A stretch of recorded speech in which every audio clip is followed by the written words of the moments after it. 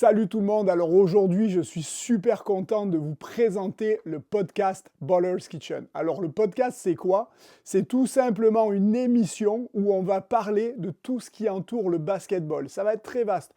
On va parler de préparation physique, on va parler de nutrition, on va parler d'encadrement de l'athlète à 360 degrés, mais aussi développement de skills, développement du tir, on va parler de développement tactique, développement technique, bref, beaucoup de choses.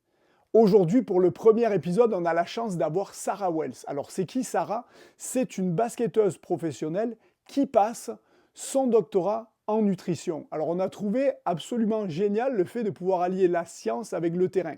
Elle passe son doctorat d'un côté, mais d'un autre côté, elle est aussi une athlète professionnelle. Et elle va nous parler de la nutrition. Vous allez voir, ça va être assez vaste. On va parler des quantités, de la qualité, des timings des collations, des suppléments au basketball, des boissons énergisantes, bref, ça va être très vaste. Allez, j'arrête là et je vous laisse regarder l'épisode. Salut Sarah, comment ça va aujourd'hui? Salut, ça va super bien, Rémi, et toi? Ça va super bien. Alors, je suis super content de t'avoir dans le premier épisode du podcast parce qu'on voulait ouvrir avec un sujet fort et la nutrition chez les jeunes joueurs de basket, chez les basketteurs, chez les basketteuses en général, c'est quelque chose qui est très demandé. Alors, écoute, pour ouvrir, nous, on a un principe, c'est on veut connaître un peu ton histoire, ton aventure à travers le sport et ton aventure tout simplement par rapport à tes études, par rapport à la nutrition. Qu'est-ce qui t'a amené là? Et là, c'est super parce que podcast de basket, on a une nutritionniste qui est aussi une joueuse de haut niveau au basketball. Ouais, donc super concept, j'adore. Merci beaucoup de m'accueillir aujourd'hui sur le podcast. Merci. Bien, je dois être honnête, tout simplement, j'ai toujours adoré manger, j'ai toujours adoré cuisiner, surtout en famille. Je me souviens là, quand j'étais toute jeune, j'aidais toujours ma mère à cuisiner, puis je dois la remercier d'ailleurs de m'avoir un peu éduquée là, à c'est quoi une bonne nutrition, c'est quoi bien manger, que je sois athlète ou non. Tu sais, elle faisait toujours des lunchs santé, des collations santé. Mais je dois avouer que des fois, je trouvais ça un peu plate. Tu sais, je voyais que mes amis à l'école, il y avait des collations un peu plus sucrées, un peu plus le fun. Moi, je mangeais comme mes fruits, mes légumes, l'humus, par exemple. Donc, Ouais. j'ai toujours comme eu un intérêt à la bouffe, mais pour rendre ma bouffe un peu plus appétissante. Ok. Donc, il y a ça. Il y a aussi le fait que ma mère, ma marraine, ma grand-mère parlaient souvent de santé, parlaient souvent du pouvoir de la bouffe, du pouvoir des nutriments. Puis ça m'a vraiment comme piqué ma curiosité. Donc, quand on m'a recruté pour aller jouer au Vermont aux États-Unis en NCAA Division 1, et j'ai vu qu'il y avait un programme de nutrition et de sciences alimentaires, je me suis pas vraiment trop questionnée. Ouais. J'ai pris l'élan, puis je me suis dit, bon, ben, c'est quelque chose qui m'a toujours un peu intéressée, pourquoi pas l'étudier? Donc, je suis partie faire mon bac en nutrition à l'Université du Vermont où j'ai vraiment adoré le programme. On m'a introduit à l'alimentation intuitive. On a parlé de culture des diètes et qu'est-ce qu'on devrait déconstruire dans la culture de diète, dans la nutrition. Puis, Ok. surtout en tant qu'athlète, donc en tant que basketteuse, j'observais aussi en même temps de faire mes études, que on a, oui, des besoins énergétiques énormes en tant qu'athlète, mais que malgré ça, j'avais beaucoup de gens autour de moi qui mangeaient clairement pas assez, qui s'engageaient un peu trop, à mon avis, à la culture toxique des Ok. diètes, pardon. Donc, qui Ouais. considéraient, comme on a discuté plus tôt, là, considéraient faire des diètes keto, par exemple, mais en tant qu'athlète, pour moi, Ouais. c'est vraiment un non. Puis on va en parler un petit peu plus tard Et pendant ça, le en fait, tu podcast. vois, tu vois ça dans tes études et tout, en fait, la proportion d'athlètes féminines qui ont ce comportement alimentaire-là. Peut-être par rapport aux effets de société, hein, on parle souvent de ce qu'on voit sur les réseaux sociaux, la pression qui est mise sur les filles au niveau de tout ce qui est corporel. Tout à fait, tout à fait. Puis ça, Mm. c'est sûr que ça joue dans la balance absolument là, de pourquoi est-ce qu'une athlète féminine mangerait moins intentionnellement ou considérait participer à une certaine diète. Donc ça m'avait comme vraiment marqué. Puis c'est à ce moment-là, en fait, que je me suis retournée vers la recherche. Donc j'ai décidé de faire une maîtrise en nutrition où j'ai un peu évalué justement ça, l'alimentation intuitive et la culture des diètes chez les athlètes universitaires. Et pour ceux qui ne savent pas, l'alimentation intuitive, c'est un peu une philosophie autour de la nourriture où on s'oppose complètement aux diètes. Donc, ça veut pas Ouais. dire qu'on mange de la malbouffe, puis ah, ralala, c'est toujours le fun de manger, mais c'est quelque chose qui considère, oui, bien manger, mais aussi écouter son corps, écouter ses besoins, écouter aussi qu'est-ce qu'on, désolé, j'ai pas le mot en français, mais qu'est-ce qu'on crave, qu'est-ce qu'on a envie, puis pas nécessairement se culpabiliser quand on a ces élans-là là, de vouloir manger du chocolat ou En des fait, sucreries. je ne sais pas si tu me rejoins un peu avec ça, mais des fois, il faut apprendre aux gens à être intuitifs. Parce que des fois, tu vois, dans le monde de l'entraînement, j'entends souvent ça. Et moi, ce que je réponds, c'est: mais ton intuition t'a amené devant moi aujourd'hui. Et je pense que des fois, on a construit une pensée autour de notre alimentation, tout simplement parce qu'on a été éduqué comme ça. On a été éduqué en pensant que ce qu'on mange, c'est peut-être correct, alors Mm. qu'en fait, quand on apprend, tu vois, moi, j'ai toujours en tête une personne qui m'a invité chez elle, qui voulait me faire plaisir, qui a vraiment cuisiné santé, mais par rapport à moi, ce que je consommais, les proportions étaient gigantesques. Donc, ce qu'il y Mm. avait dans l'assiette, c'était vraiment des bons aliments, tu vois. Mais en termes de proportions, je me disais, ouh, c'est là que nous, tu vois, que mon intuition, en fait, ne matchait pas. Donc, comme on dit, Mm. c'est important de les sensibiliser. Et comment est-ce que tu fais finalement pour les resensibiliser avec ça? Ouais, c'est vraiment une bonne question. Je pense que c'est vraiment juste d'inviter une genre de discussion autour de ça. C'est pas Oui, nécessairement de dicter ou de dire tu dois penser ainsi ou tu dois manger ainsi, mais tu sais, d'inviter une discussion. Ah, est-ce que tu as déjà pensé à tu sais, écouter ta faim? Est-ce que tu as déjà réfléchi au oui, fait que ah, peut-être que ça c'est pas assez, ça c'est trop dans ton assiette, qu'est-ce que tu en penses? Puis tu sais, juste d'inviter à réfléchir plus que de dire son opinion, par exemple. Je oui, pense que ça, exact. c'est une des façons dont on peut peut-être sensibiliser les gens un peu plus à ben, penser intuitivement, enfin, à leur alimentation. Donc, Oui. c'est un peu ça qui m'a poussé vers la recherche. J'étais un peu curieuse de ce que tu viens de discuter, comme comment est-ce qu'on en arrive à avoir certaines valeurs, avoir certaines opinions par rapport à la bouffe qui font Mm. en sorte que oui, on mange sainement, on mange de façon équilibrée, ou au contraire, qu'on engage dans la restriction, qu'on considère faire certaines diètes. Peut-être que ça va plus loin, tu sais, d'avoir des discussions, des pensées qui sont peut-être plus négatives Ouais. en termes de perception corporelle. Fait que ça m'a vraiment intéressé à un peu déconstruire tout ça chez l'athlète. Ça me rend curieuse aussi chez la population en général, mais comme j'étais athlète et comme j'ai observé qu'il y avait beaucoup d'athlètes qui faisaient face à ces genres de challenges-là, je me suis retournée à la recherche là-dedans, autant à la maîtrise et puis maintenant au doctorat, où justement, Ok. je fais un projet sur, j'évalue en fait comment est-ce que les basketteuses féminines ont été éduquées à la nutrition et comment est-ce que ça, Ok. ça En plein se dedans. ouais, en plein dedans. Comment est-ce que Ouais. ça se traduit à leur pratique alimentaire? Donc, je suis dans le plein là-dedans. Je fais ma collecte de données actuellement. Donc, il y a beaucoup, beaucoup, beaucoup de choses super intéressantes qui ressortent. Mais c'est un peu ça qui m'a appelé là, à partir en nutrition. Et ça t'a amené donc à partir en Angleterre. Tu joues en Angleterre actuellement. Exact. Donc, je joue en Angleterre. C'est ma deuxième année. Je suis avec une équipe différente cette année. L'année passée, j'étais avec Durham. Et puis cette année, je suis avec Newcastle, un club Oui. juste au nord-est de l'Angleterre. Et c'est ça. Donc, comme on disait avant de partir le podcast, c'est super intéressant parce que toi, tu as les deux casquettes. Tu es l'athlète, tu es la nutritionniste et tu vois ce que la nutrition t'apporte vraiment sur le terrain et lors de tes entraînements. Donc, c'est absolument génial. C'est les deux mondes qui se rencontrent parfaitement. Alors, ensuite, on va passer à la question qualité et quantité. Il y a une réalité hein, dans le monde du basketball, c'est que bien souvent, on va avoir des athlètes qui sont assez grands, assez forts, et qui vont avoir parfois, quand ils sont en sport-études, concentration basket, centre de formation, des très grosses dépenses énergétiques. Or, ces jours-ci, on le sait, il y a beaucoup de gens qui ont du mal parfois à boucler les fins de mois financièrement. Donc, Mm. comment est-ce qu'on fait avec tous ces paramètres?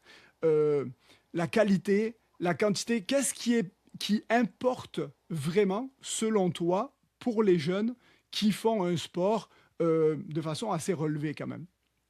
Ouais, c'est une super bonne question. Je dirais que les deux sont super importants, mais je dirais que la quantité, vraiment pour des jeunes qui dépensent déjà énormément d'énergie juste en faisant du sport, ça va être la priorité. Non seulement ils font du sport, mais ils grandissent aussi. C'est des humains qui sont en développement, donc ils ont besoin d'énormément de calories pour, tu sais, subvenir à ces besoins de croissance-là, mais aussi ces besoins énergétiques qui viennent de leur sport. Euh, je dirais que la quantité, elle est importante en termes de vraiment subvenir à ces besoins-là. Oui, la qualité est importante, mais de bien manger, tu sais, manger des tables d'hôtes tous les jours comme les pros, malheureusement, c'est pas réaliste, c'est pas accessible Ouais. financièrement. Donc, on va parler de quantité. Dans la quantité, on peut complètement considérer la qualité, par contre. Puis, je suis contente que tu en parles parce que on a des besoins de macronutriments, donc les glucides, les protéines, les gras, on va en parler plus en détail plus tard. Oui. Mais les glucides, on en trouve en abondance. Puis je parle de glucides avant tout parce que je pense que dans notre société, avec l'accès aux réseaux sociaux, on voit peut-être souvent là, des influenceurs ou des nutritionnistes qui disent ah, il faut éviter, il faut limiter les glucides. En Oui. tant qu'athlète, absolument pas. Il faut prioriser les glucides. C'est Oui. le macronutriment vraiment le plus important, à mon avis. Puis, heureusement, on les trouve en abondance. Puis, c'est un aliment, pardon, qui est super accessible. Fait qu'on les trouve euh, dans les fruits, dans les légumes, dans les pains, dans les pâtes. On a le riz, on a les patates, on a les patates douces, et la liste continue. Euh, mais sont super accessibles. Fait que Oui. 45 à 65% de nos calories quotidiennes devraient venir des aliments qui contiennent des glucides. Puis comme je viens de nommer, c'est des aliments qui sont vraiment accessibles. On peut aussi les trouver même dans des produits congelés, donc fruits et légumes Oui. congelés. La valeur nutritionnelle, elle est pareille. Souvent aussi, c'est des produits qui sont moins chers. On a aussi les fruits et légumes en C'est ça, canne. accessible en quantité, en diversité, puis accessible financièrement également, hein. Voilà, voilà. Ouais, Même chose pour les légumes et les fruits en canne, vraiment oui, accessibles financièrement et puis en quantité également. Quoi d'autre? Quoi d'autre? On a aussi ben, le pain. J'encourage toujours le pain brun, le pain au levain qui est un peu plus cher, mais le rapport qualité-prix, à mon avis, ça vaut la peine. Fait ouais. que ça, je dirais que en termes de quantité et qualité pour les glucides, ça serait ça mon opinion. Et Oui. puis, C'est ce très qui pourrait... important aussi, ce que tu dis sur le pain parce que tu dois voir ça aussi. Souvent, on fait mauvaise publicité au pain. Donc, une précision comme tu viens de faire sur la qualité du pain à choisir, c'est toujours pareil, hein. Il y a une différence entre du pain puis du pain de qualité. Quand on arrive à choisir un pain de qualité, ça n'a pas le même impact, je pense. Voilà, ça n'a pas le même impact. Puis aussi, c'est un pain de qualité va être vraiment plus riche en nutriments, dans d'autres nutriments. Fait que pas juste les glucides, mais le pain au levain, par exemple, on retrouve Oui, plein de vitamines, de minéraux aussi. C'est un pain qui est assez protéiné. Je pense qu'il y a beaucoup de gens qui savent pas ça, mais le pain au levain contient une assez grande quantité de protéines. Fait que pour les gens qui sont peut-être végés ou véganes, ça peut être une bonne option à considérer également. Puis en termes de rapport qualité-prix, les protéines, c'est aussi quelque chose de très populaire en nutrition sportive. Ça peut coûter un peu plus cher quand on parle de viande ou de produits laitiers, mais il faut aussi se rappeler que les protéines, on les retrouve pas seulement dans ces produits-là. ouais. Rémi, je pense que toi, tu le sais, Bon, mais ouais, moi je le sais parce que exactement. Et on va pouvoir y revenir dans les. Après, on va parler, tu sais, un peu plus macro, glucides, tout ça, mais exactement, ça m'y a fait penser. Donc c'est top. Comment est-ce qu'on fait justement avec un public qui est plus végan, hein, plus végé? Ouais, c'est très important à apporter après. Donc, et les protéines, ouais, donc les protéines, je voulais juste tu sais, faire une petite mention ouais, que oui, je pense que quand on y pense vite vite, on pense viande, produits laitiers.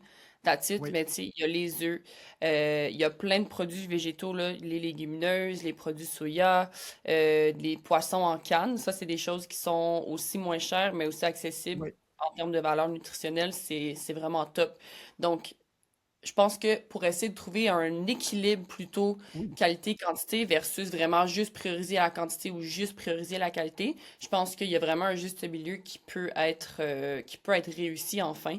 Puis je pense que j'en parle un petit peu aussi dans le cours là, Oui. que j'ai construit. Je parle vraiment d'exemples concrets là, qui adressent justement cet Oui. équilibre.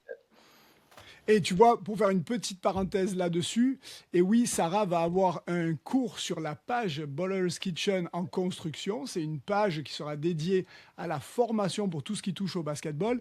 Et Sarah est en train de travailler actuellement sur une formation de nutrition au basketball. Donc, vous aurez absolument toutes les informations quand on va dropper ça. Comme ça, au passage, hein, on fait un petit highlight là-dessus. Mais écoute, c'est ça, et c'est très intéressant ce que tu dis, parce que moi, comme tu l'as dit, j'ai fait le pas d'arrêter. Alors, ce que j'ai fait personnellement, c'est arrêter la protéine animale. C'est-à-dire, enfin, pas toute la protéine animale. J'ai arrêté les viandes, que ce soit rouge, blanche, j'ai arrêté la viande en général, et j'ai arrêté le poisson. Ça n'est pas du tout, tu vois, dans un objectif de santé, c'est vraiment dans un objectif éthique. Je ne vais pas trop m'étaler là-dessus aujourd'hui, parce que notre temps, ton temps est compté aussi après, donc on pourra faire quelque chose d'autre là-dessus. Mais bref, c'est un petit peu pour l'éthique. J'ai conservé quand même les œufs, j'ai conservé quand même des produits laitiers, mais derrière, je me retourne énormément vers des protéines végétales et finalement, je m'aperçois que ça se passe bien également. Alors, on va devancer une question. Quand on fait ça, quelle est la supplémentation intéressante à prendre? Est-ce qu'on a besoin de suppléments si on enlève les produits animaliers de notre alimentation? Ouais, c'est une bonne question. Ça va vraiment dépendre des produits végétaux auxquels tu as accès. Oui, Le supplément le plus populaire qui concerne les gens plus véganes que végés, je dirais, c'est vraiment oui, la vitamine B12. Ça, c'est une vitamine qu'on retrouve vraiment dans les produits animaux, mais on les retrouve quand même dans les œufs, dans le fromage, dans le yogourt. Donc, si ça, c'est des ok, choses que tu consommes encore, je dirais qu'il n'y aurait pas vraiment de stress avec la B12, mais pour les gens qui sont véganes, donc vraiment aucun produit animal, ça serait un supplément à aller rechercher. Même chose pour le fer, mais le fer, si on mange assez de légumes verts foncés, donc épinards, brocolis, ouais, euh, tout ça, il n'y aurait pas vraiment de stress non plus avec le fer.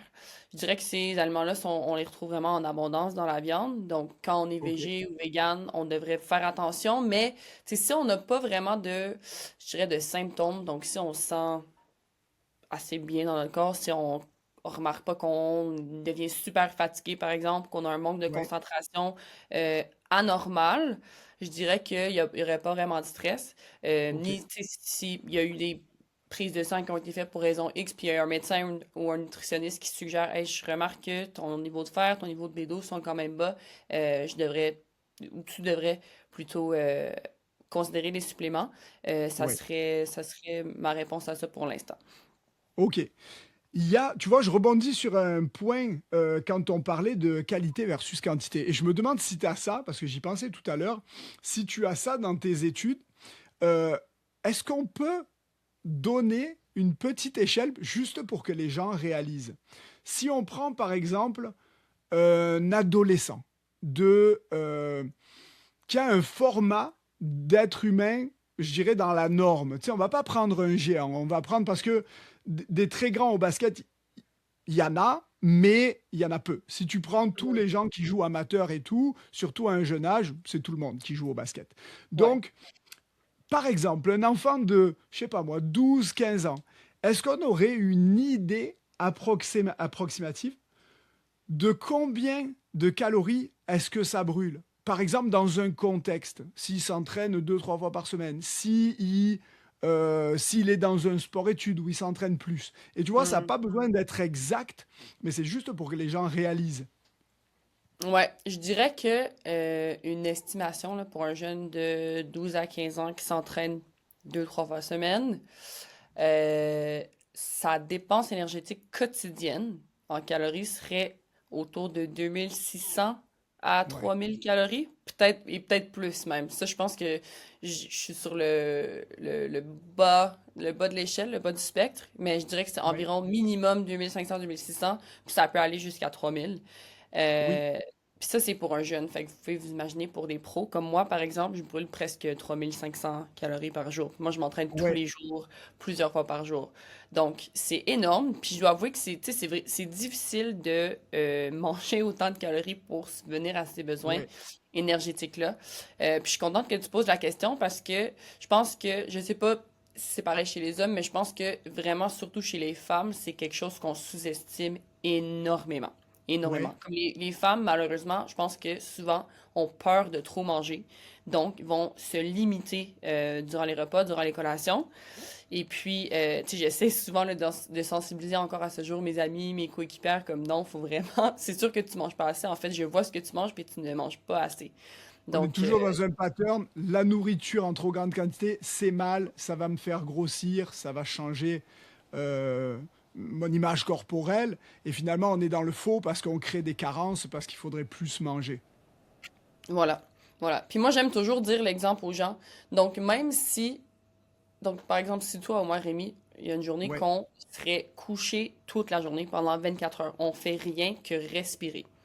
oui, On brûlerait environ 1700. Moi, c'est 1700, fait que pour toi, tu es un peu plus grand que moi, tu pèses sûrement un peu plus, ça serait plus proche de comme 2000 calories par jour. À rien, rien, ouais, rien, rien, rien faire. Juste pour que tes organes, que ton corps, ta respiration, que ton corps, que ton système fonctionne. Donc ça, oui, c'est vraiment de base. Là, fait que là, on a ça de base. Là, en plus, on vient ajouter, OK, là, on fait des activités quotidiennes. On fait la vaisselle, on marche pour aller prendre l'autobus, on marche à l'école, on marche dans les corridors, on réfléchit. On brûle des ouais, calories en réfléchissant. On est en train de brûler des calories en ce moment à oui, parler, à exactement. utiliser notre cerveau. Fait que ça. Puis là, en plus, on ajoute le sport de haut niveau, de haute intensité. Fait que ça l'ajoute comme une troisième couche de dépenses caloriques, en fait. Donc, je pense Ouais, que ça, c'est quelque chose qui est vraiment sous-estimé, de sous-apprécié euh, chez les gens, mais aussi chez les athlètes. oui. Et là, tu vois, maintenant, ça amène à une question. Qu'est-ce que tu penses de ça? On en a parlé, il y a eu une étude qui est sortie dernièrement au Canada sur les protéines en poudre. C'est quoi ta vision à toi sur les suppléments au basketball? Je dis au basketball, mais en fait, c'est dans le sport, dans les sports du même genre que le basketball. On entend beaucoup parler tu sais, de produits pour se réhydrater. On entend parler de protéines, la whey protéine. On va entendre parler de créatine également. C'est quoi Mhm. ta vision, toi, sur les suppléments autour du basket? Lesquels seraient bons? Lesquels ne servent à rien? Lesquels seraient à bannir? Hmm. Je pense que les suppléments ont tout à fait leur place, mais ça devrait vraiment pas être comme la fondation d'une bonne nutrition, d'une bonne récupération chez l'athlète. Fait que prenons les poudres en protéines, par exemple.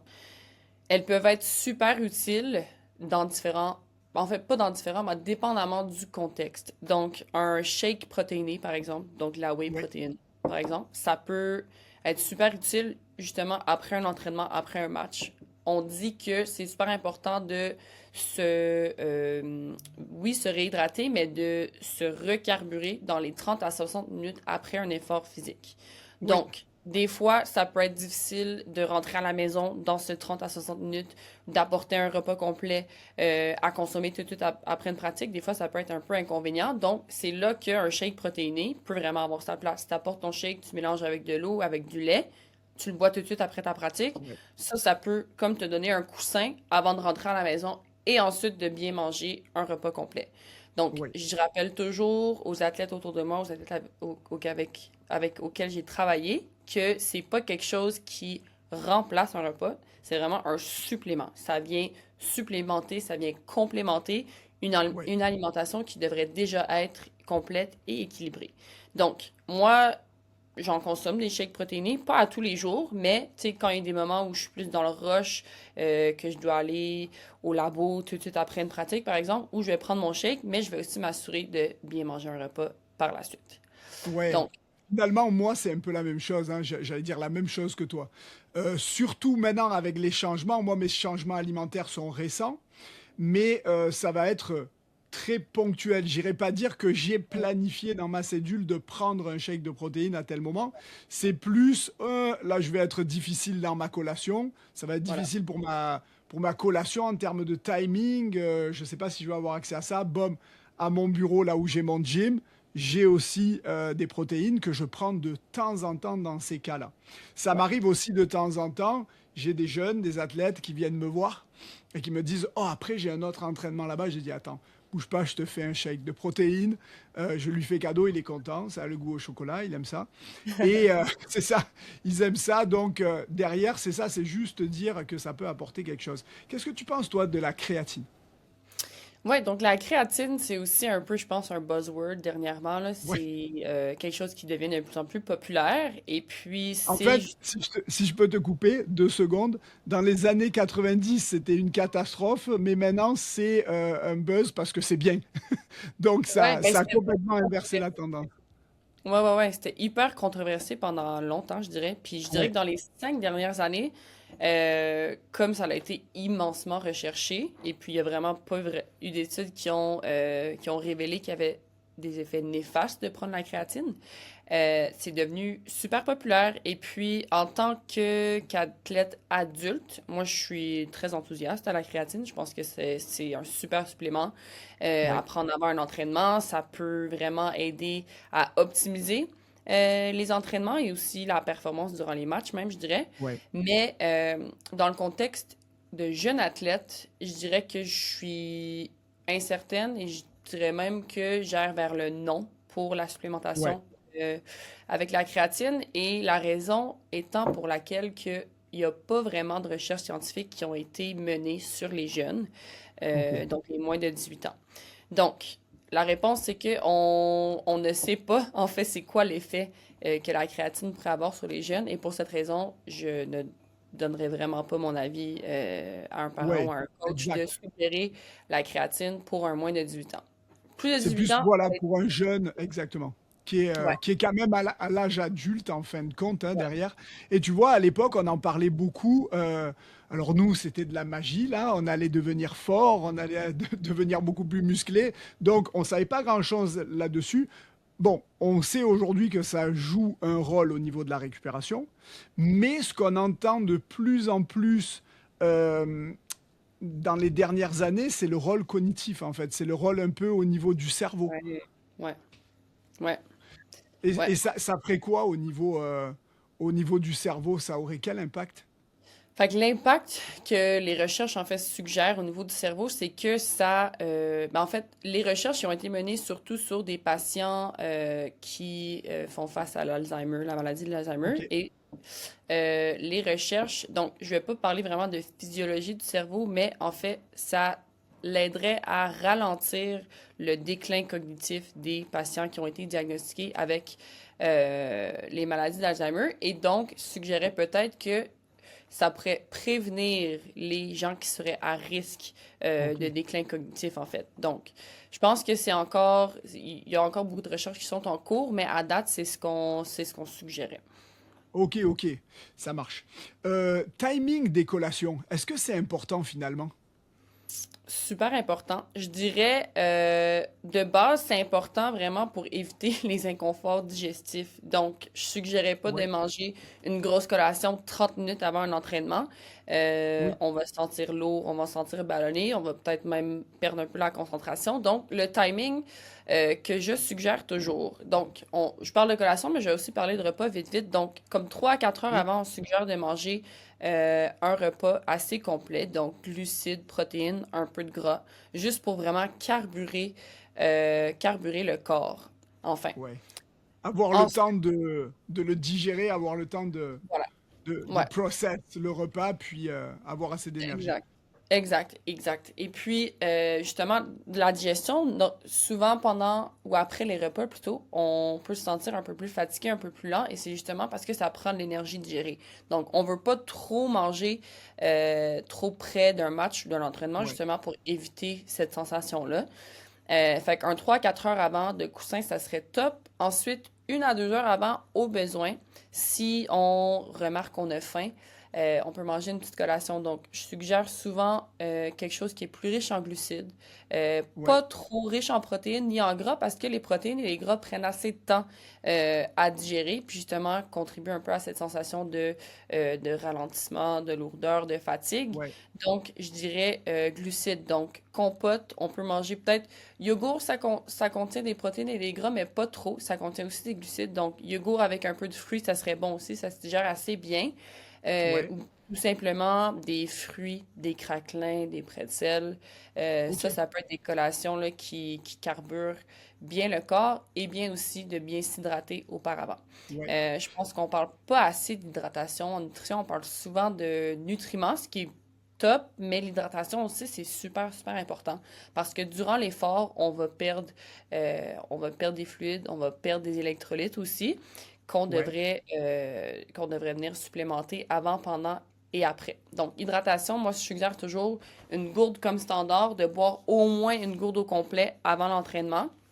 Ok. Durant l'entraînement, ça peut être au besoin. On veut pas trop boire non plus pour pas trop se sentir ballonné, comme j'ai mentionné. Puis après, boire au moins une ou deux bonnes gourdes d'eau là après pour venir compenser ces pertes-là. Fait que les Ok. collations, je dirais que le timing, c'est super important. Pas trop manger collé à Ouais. un entraînement.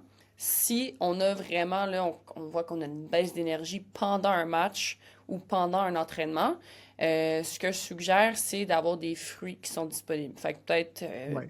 une tranche d'orange, ça peut bien se digérer, ça devrait pas trop contribuer à une sensation de lourdeur ou de fatigue, mais Ok. quelque chose qui va donner des sucres rapides. Donc, les fruits, même comme en dernier cas de ressources, des bonbons, ça va être correct, ça va pas être la fin du monde si on mange un ou deux jujubes pendant la pratique ou pendant le match.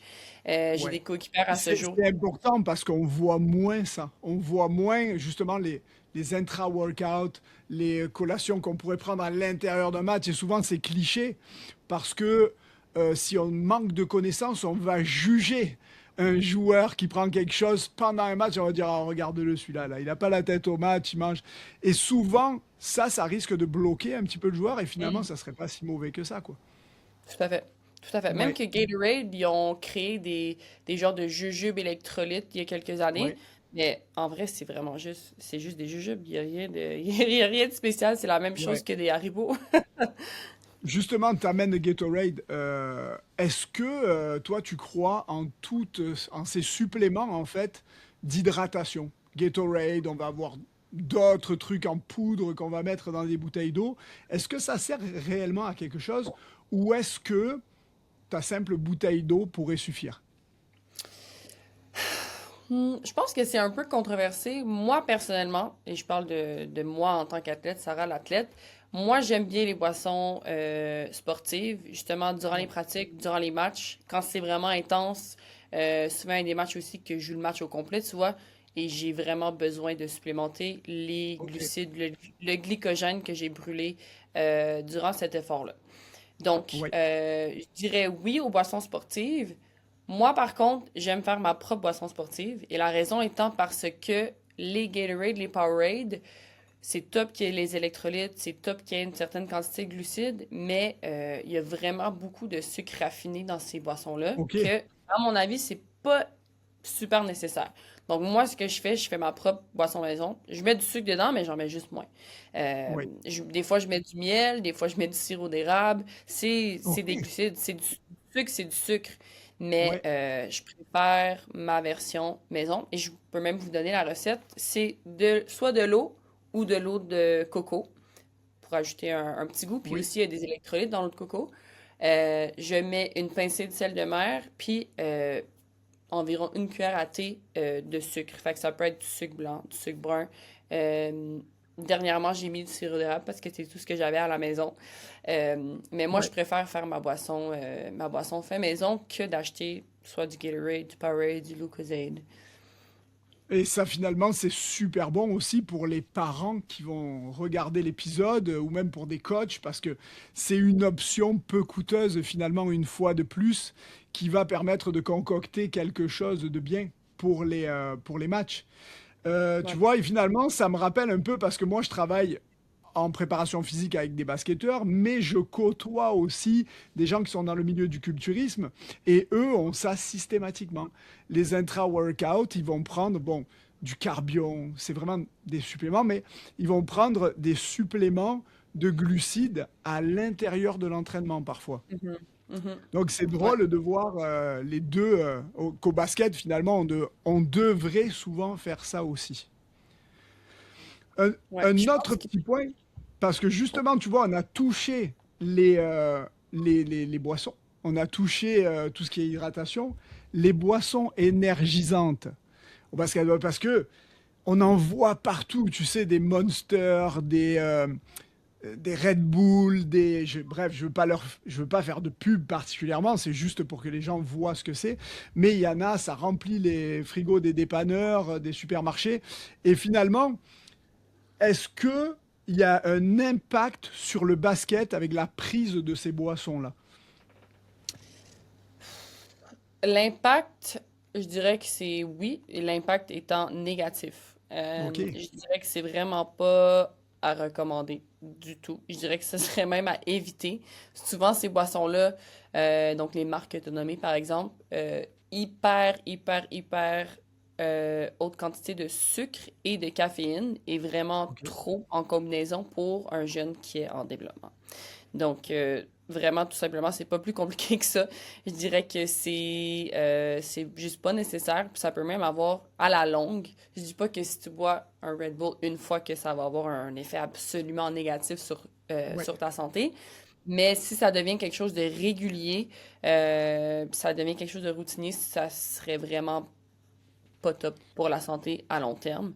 Euh, je pense juste que la combinaison de caféine et de sucre dans les quantités qu'elle se retrouve dans ces produits-là, ouais. ça peut juste être néfaste. Ça, honnêtement, ça peut avoir des effets négatifs sur la qualité du sommeil, le développement tout court, le développement de muscles, etc. Donc, je pense que ça serait quelque chose juste à éviter complètement.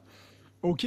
Et tu vois, c'est intéressant ce que tu as dit par rapport à la caféine, parce qu'en réalité, en quantité raisonnable, la caféine peut être un bon pré-workout. Donc j'entendais toujours cette histoire pour un adulte, hein. On parle toujours pour des athlètes quand même assez matures, hein, parce que tu ne peux pas envoyer des enfants dans des produits caféinés, des trucs comme ça.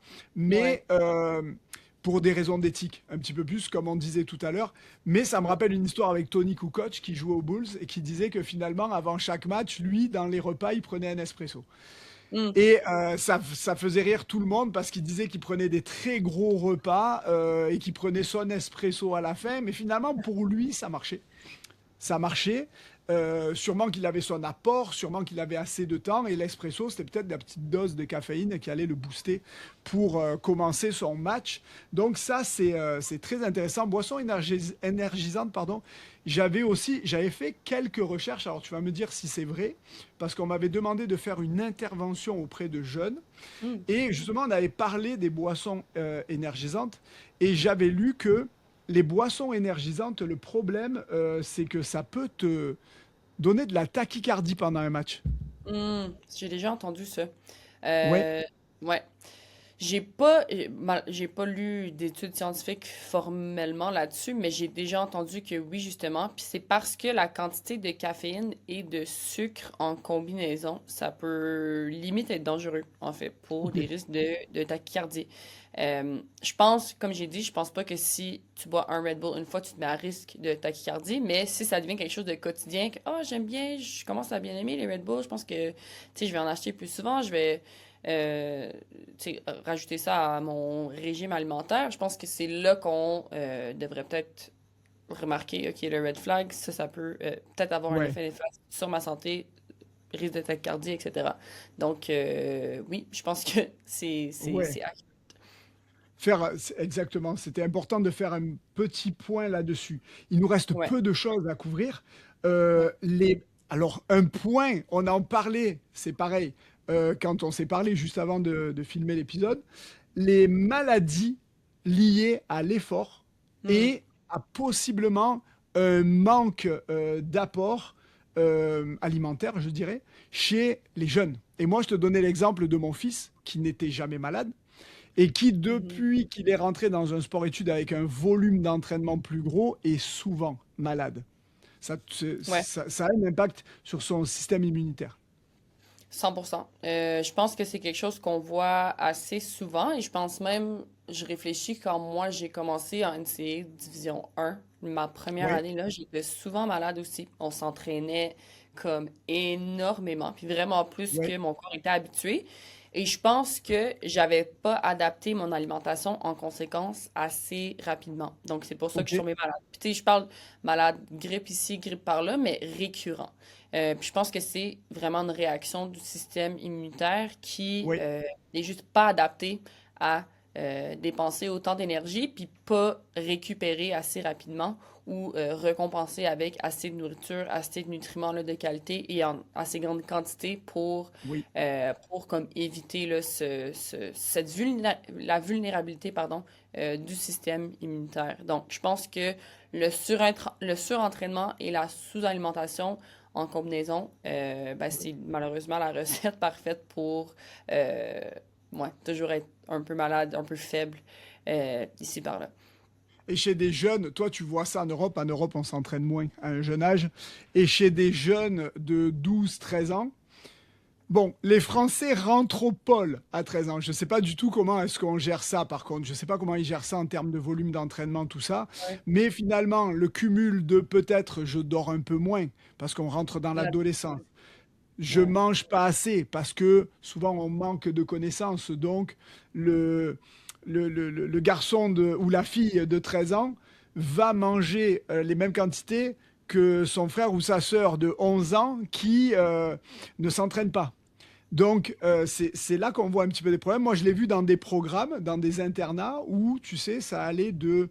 Il y avait des jeunes qui rentraient au secondaire et il y avait le cégep aussi. Et à l'internat, finalement, les gars du cégep avaient les mêmes portions au self que les gars qui rentraient au secondaire. Et Mais pourtant, voilà. c'était des athlètes énormes. Donc Mhm. là, il fallait mettre quelque chose en place. Non, non, lui, c'est deux plats, comme ça. Donc, je pense que c'est là-dessus qu'il faut insister. Donc, le cumul de pas assez d'alimentation, pas assez de récupération, volume d'entraînement trop élevé peut augmenter le risque de maladie chez les jeunes, en fait, chez les jeunes athlètes. 100%. 100%. Je dirais que c'est comme la trinité un peu là, du bien-être, c'est ces trois choses-là. Puis il faut que ces trois choses-là soient en équilibre en tout temps. Dès qu'il y en a Oui, un qui tombe en déséquilibre, malheureusement, ça a comme un effet domino sur les deux autres. oui. Les phénomènes de mode, j'appelle ça les phénomènes de mode, mais on va être plus vaste. Tu sais, les diètes, ben, c'est souvent des modes, hein. À un moment donné, ça a été la diète keto, ça a été la diète paléo, ça a été... On entend tout ça, et étant donné que maintenant les informations se multiplient sur les Mhm. différents réseaux, les jeunes y ont accès, quand on les voit arriver devant nous, on ressent souvent qu'ils sont un petit peu perdus avec ça. Est-ce que toi, dans les diètes, il y en a que tu veux carrément balayer et dire ne faites jamais ça? Et est-ce qu'il y en a que tu trouves qui font du sens? J'ai une opinion assez ferme sur les diètes et c'est peut-être un peu controversé, mais je dirais que les diètes sont à éviter à tout bout de champ. Les diètes, honnêtement, existent de base, en tout cas plus dans les sciences de la santé, existent pour des personnes qui ont des besoins liés à des maladies chroniques. Donc, Oui, tu sais, qui ont des carences en certains nutriments à cause d'une certaine condition médicale. On parle de cancer, par exemple. Donc, dans ces contextes-là, je dirais que les diètes sont absolument appropriées. Mais les athlètes et même monsieur, madame, tout le monde qui ont un mode de vie, entre guillemets, oui, normal, ils ont des besoins énergétiques qui peuvent absolument être comblés avec une alimentation équilibrée. Les athlètes ont ces mêmes ben, en fait, ils n'ont pas les mêmes besoins énergétiques, mais leur diète va vraiment être une adaptation oui, euh, d'une alimentation qui devrait déjà être équilibrée et variée. Donc, à oui, moins que on ait une discussion avec notre médecin de famille, avec un nutritionniste diététiste qui observe il y a vraiment un manque de certains aliments ou il y a un surplus de certains aliments à cause de oui, X, Y, Z raisons, on devrait adapter ton alimentation. Moi, je dis vraiment non aux diètes. C'est vraiment difficile, comme tu as mentionné, avec les réseaux sociaux de nos oui, jours. On voit monsieur, madame, tout le monde, influenceurs, Oui. des personnes qui se proclament nutritionnistes, qui suggèrent une diète miracle, par exemple. C'était, je sais pas, il y a quelques années, par exemple, c'était plus dans le cadre de la perte de poids. Tu sais, on allait te dire: «Mange pas des glucides, c'est le diable» et moi, je me suis amusé à faire en fait des posts par rapport à ça, parce que moi, je suis 100 d'accord avec toi Mhm. et donc avec j'ai besoin de tant de protéines, j'ai besoin de tant de lipides, j'ai besoin de tant de glucides approximativement.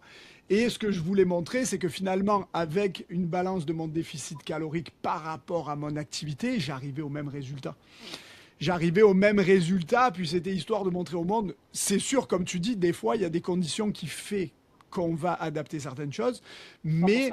c'est pas toujours vrai qu'on va perdre plus de poids. Et d'ailleurs, on peut trouver, je pense, beaucoup d'études là-dessus. Moi-même, j'en ai trouvé qui montrent que les différences dans une diète très riche en protéines et très pauvre en glucides et une diète équilibrée en protéines et en glucides, finalement, quand on compare, on va avoir quasiment les mêmes résultats. Les écarts sont non significatifs. Mhm, exact. Ouais. Puis je pense que ça, c'est quelque chose que j'essaie de rappeler aux gens, justement. Oui, Il n'y a vraiment pas de secret à une bonne alimentation, à un oui, bien-être qui va être réussi.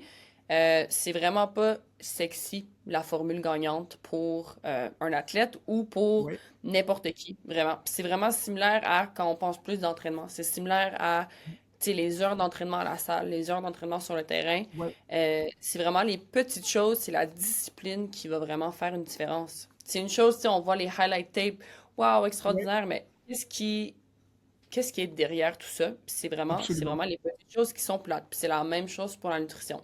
On peut voir un athlète puis se dire, waouh, il a une apparence corporelle exceptionnelle, Ouais. euh, athlète exceptionnel, mais derrière ça, c'est vraiment une alimentation qui est consistante, qui est plate, qui est disciplinée. Puis ça veut pas dire qu'on met le plaisir de côté. Moi, je suis vraiment une avocate que bien manger, on devrait se faire plaisir aussi. On devrait aimer ce qu'on mange. On ne devrait pas sacrifier, tu sais, Ouais. ce qui tente, ce qu'on aime pour bien manger. Je pense que les deux peuvent absolument être mariés puis achevés. Mais voilà, c'est tout ce que... Mais tu vois, moi, ce que j'aime bien faire, parce que des fois, j'ai déjà eu des athlètes qui sont venus devant moi avec cet argument, et je leur disais que euh, ce qui est parti un peu, ce qui a parti tu sais, les diètes réduites en glucides, c'était la zone diète. Il y avait un livre qui avait été écrit là-dessus. Je m'excuse, j'ai oublié le nom du docteur qui l'a écrit. Je pourrais le retrouver de toute façon et le mettre dans les détails. Ouais. Moi, je leur dis, ça reste 40% de glucides. Donc, ça reste majoritaire en glucides, même s'ils appellent ça une low carb diète, c'est-à-dire Mhm. une diète faible en glucides. Donc, c'est pour montrer, et les gens, petit à petit, étant donné qu'on est dans l'exagération, les gens sont partis dans une no carb diète. Et c'est ça qui rentre dans la tête des jeunes quand ils viennent nous voir. Mhm. Et comme tu disais tout à l'heure, c'est souvent des filles qui s'inquiètent de ça. Ils disent: «Ah, les glucides, non, non, moi, je mange pas trop ça». Et pour les réintroduire, ben, ça prend un travail. On arrive à la fin de ce premier épisode du podcast. Et donc, on va mettre en place une deuxième habitude hein, dans les podcasts. C'est, on va te dire à quoi est-ce que tu ouvres la porte du gym et à quoi est-ce que tu fermes la porte du gym. Donc, qu'est-ce que tu aimerais voir plus, grosso modo, et quelque chose à quoi tu fermes la porte et que tu ne veux pas, que tu ne veux plus voir. Ça peut être dans la nutrition, ça peut être dans d'autres choses, mais de Mhm. préférence dans la nutrition parce qu'on s'est parlé de ça, mais ça peut être aussi dans d'autres choses. Ouais, c'est une bonne question. Qu'est-ce que j'ouvre à quoi j'ouvre la porte? Je pense que on en a parlé un petit peu tout au long de notre discussion, Rémi, mais je pense que j'ouvre Oui, la porte vraiment à des discussions ouvertes et vraiment plus inclusives par rapport à la nutrition, par rapport à l'apparence corporelle des athlètes. Je pense que peut-être que le public a certaines perception d'athlète. Et puis, on pense, ah, l'athlète est super discipliné, mange riz, poulet, légumes, that's it. Mais non, moi, j'aimerais voir plus d'athlètes, tu sais, nous parler de leur réalité par rapport à la bouffe, par rapport à l'entraînement pour, je pense, sensibiliser les autres athlètes, mais aussi le public à la réalité qu'est être un athlète. Ok, très intéressant. Et à quoi est-ce que tu claques la porte? Je claque la porte. Oh, c'est une bonne question. Ben, je pense qu'on en a parlé dans notre dernier point, mais moi, je claque la porte à la culture de la diète. Tout ce qui est restriction, tout ce qui est j'élimine un groupe de nutriments au complet, je claque la porte Ouais. absolument. Et fausse information alimentaire. Surtout, ouais. Eh ben écoute, c'est parfait. Je te remercie d'avoir été là. C'était super. Ben, merci à toi de m'avoir accueilli. Je Ouais. pense qu'on a une super discussion, donc j'ai déjà hâte à la prochaine. C'était super. Puis je veux remercier aussi au passage tous les gens qui ont suivi ce premier épisode. Et on se revoit dans pas longtemps.